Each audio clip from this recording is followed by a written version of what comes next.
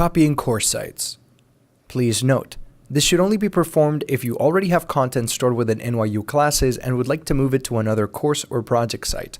Also, please remember to check that all necessary tools are turned on in your destination site, such as the Lessons tool if you want to bring over content from that area.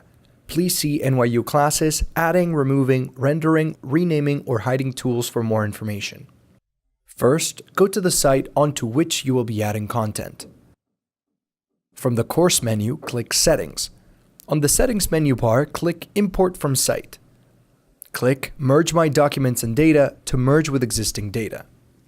Select the site that contains your desired content, then click Continue. You will now see a listing of the course site tools in which you had content or materials from within your previous site.